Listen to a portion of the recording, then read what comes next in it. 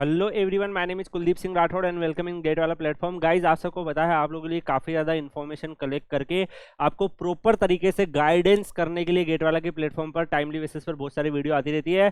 काफ़ी सारे बच्चे ऐसे होंगे जिनको डीआरडीओ में साइंटिस्ट बनने का एम होगा, लेकिन काफ़ी बच्चे जो है डीआरडीओ की साइंटिस्ट की रिक्रूटमेंट को लेकर परेशान हैं। तो काफ़ी ज़्यादा रिसर्च करने के बाद आज इस पर्टिकुलर वीडियो में आपको सारी की सारी इन्फॉर्मेशन मिलने वाली है DRDO scientist recruitment B Tech students के लिए जो आती है।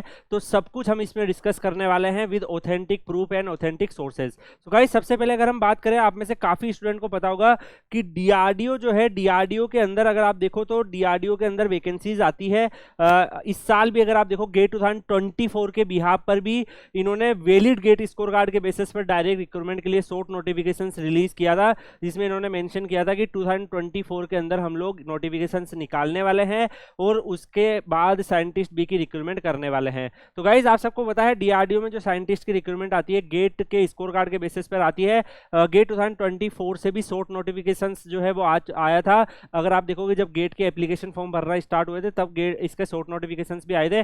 लेकिन गाइज, अगर आप अभी देखोगे तो अभी भी इसका जो डिटेल एडवर्टाइजमेंट नहीं आया है। और इवन मैं यहाँ पर आपको एक पॉइंट हाईलाइट करना चाहूंगा, गेट 2023 से भी अगर आप यहाँ पर देखो गाइज, इन्होंने रिक्रूटमेंट अपनी निकाली थी, direct recruitment for the post of scientist be in DRDO 204 vacancies थी। इसमें साइंटिस्ट बी इन डीआरडीओ की 180 वैकेंसी, डीएसटी की 11 vacancy, scientist engineer B ADA की 6 वैकेंसीज और साइंटिस्ट बी सीएमए की 6 वैकेंसीज थी, जिसके एप्लीकेशन फॉर्म भी आपने देखा होगा 31 अगस्त 2023 से पहले भरे गए थे और उसका एडवर्टाइजमेंट नंबर भी आपको यहाँ पर देखने को मिल रहा है। तो अभी तक भी अगर आप देखोगे screening of the application in process. तो गाइज, यहाँ पर मैं आपको बताना चाहूंगा कि जो कुछ ब्रांचेज है उनका अगर आप देखोगे कि शॉर्ट लिस्टेड करके इंटरव्यू भी हो गया, कुछ ब्रांचेस का कुछ भी नहीं हुआ। तो अभी तक भी जो 2023 का जो प्रोसेस है वो आगे नहीं बढ़ा है। अभी भी कई बच्चों के स्टेटस में यही दिखा रहा है कि screening of application process is in process. तो कई बच्चे परेशान है कि सर 2023 वाला जो प्रोसेस है वो भी कंप्लीट नहीं हुआ है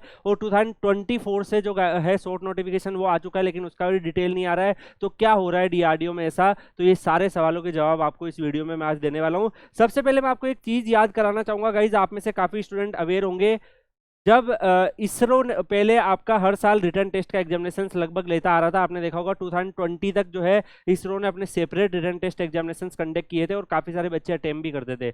लेकिन 2021 के कंप्लीट ईयर में और 2022 के कंप्लीट ईयर में इसरो ने कोई भी रिक्रूटमेंट नहीं किया था साइंटिस्ट की पोस्ट पर। और उसका रीजन था गाइज, मेनली इसरो के अंदर रीस्ट्रक्चरिंग हो रही थी और जो ऑर्गेनाइजेशन है उसके अंदर काफी सारे चेंजेस हो रहे थे। और उसके रिगार्डिंग आपने देखा होगा गाइज की इसरो के कई सारे न्यूज आर्टिकल भी आए थे जिसमें उसकी मेन पावर को होल्ड कर दिया गया था। और गाइज, उसके बाद जब वो पूरा रिस्ट्रक्चर्स जो हुआ था वो सब जब चेंजेस हो गए और जो भी इसरो को अंदर जो इंटर डिपार्टमेंटल जो भी चेंजेस करने थे, जब वो चेंजेस कंप्लीट हो गए उसके बाद इसरो ने 2023 में अगर आप देखोगे सबसे पहले गेट से रिक्रूटमेंट निकाला था। वो गेट से निकालने का मकसद क्या था कि 21 और 22 के जो बच्चे, क्योंकि कोई रिक्रूटमेंट आई नहीं थी, तो वो बच्चे जो अगर डिजर्विंग है उन्होंने गेट लिखा होगा तो वो गेट से चले जाए। उसके बाद ऐसा नहीं, इसरो ने नहीं बोला था कि हर बार अब गेट से ही लेंगे। उस टाइम उन्होंने गेट के 21 और 22 के बच्चों को कंपनसेट करने के लिए निकाल दिया था। उसके अलावा यहाँ पर अगर आप देखो गाइस, उस इसरो ने फिर अपने 2 नोटिफिकेशंस निकाल लेते, जैसे कि पहले उनका एग्जाम होता था वैसे ही रिटर्न टेस्ट उनका कंडक्ट हुआ था। 2 डिफरेंट नोटिफिकेशंस थे, ऑलमोस्ट सारी ब्रांचेस के वहां पर वैकेंसीज भी थी।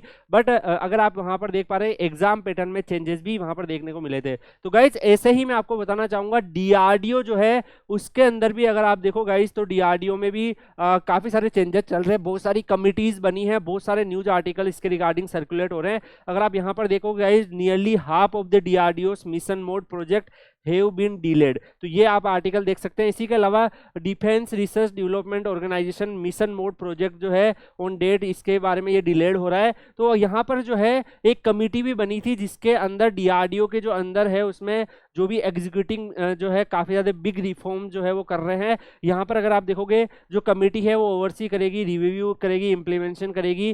और ये जो कमेटी है पीएमओ से बैक्ड है और इसके चेयरमैन वगैरह के नाम भी दे रखे, जिन्होंने यहाँ पर रिपोर्ट भी दी थी अगस्त 31 को। तो गाइज, यहाँ पर मैं आपको बताना चाहूंगा कि डीआरडीओ के अंदर जो वेरियस लेबोरेटरी है, आप सबको पता है डीआरडीओ की बहुत लेबोरेटरी है, सीवीआरडी देख लो, एनपीओएल देख लो।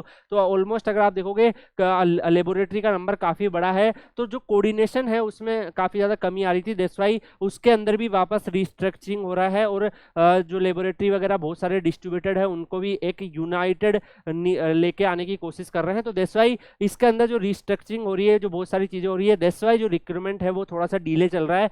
अगर 2023 से रिक्रूटमेंट अनाउंस किया तो डेफिनेटली वो मेन पावर की रिक्रूटमेंट होगी, और 2024 से भी शॉर्ट नोटिफिकेशन डाला है तो उसकी भी होगी, लेकिन थोड़ा सा जो है चीज़ें यहाँ पर डिले हो रही है।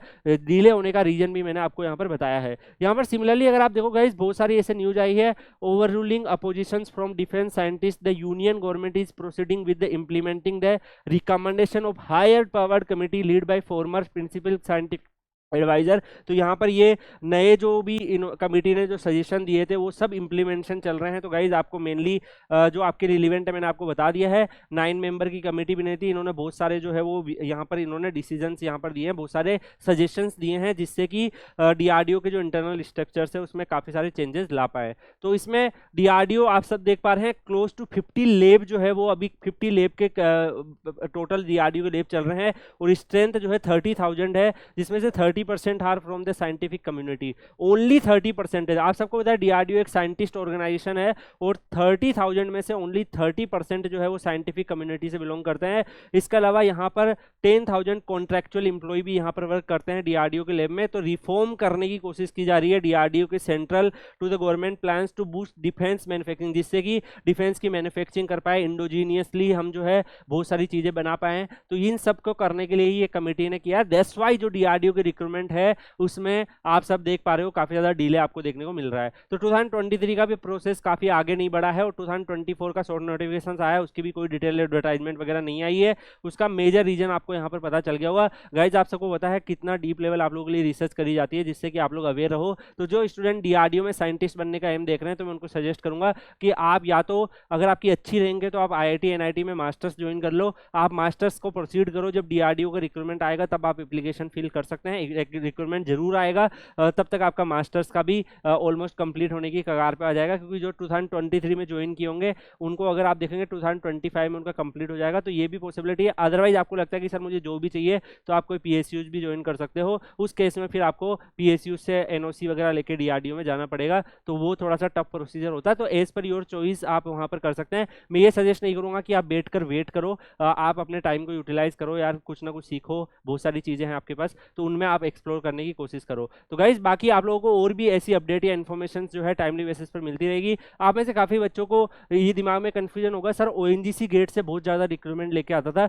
लेकिन ओएनजीसी में ऐसा क्या हो गया कि ओएनजीसी की रिक्रूटमेंट 2023 में काफी कम वैकेंसी से आई और 2024 में शॉर्ट नोटिफिकेशन से नहीं डाला, तो ऐसा क्या ओएनजीसी में चल रहा है? अगर आप इस पे चाहते हो कि मैं आपके लिए डिटेल रिसर्च करके प्रॉपर तरीके से आपके लिए वीडियो बनाऊं, तो कमेंट सेक्शन में बताइएगा। बाकी Kuldeep sir _PW Telegram channel join कर लीजिएगा, आपके करियर से रिलेटेड और भी कोई अपडेट इन्फॉर्मेशन होगी तो टाइमली बेसिस पर आपको वहां पर मिल जाएगी। Thank you so much guys, मिलते हैं नेक्स्ट वीडियो में, तब तक के लिए goodbye, take care, see you.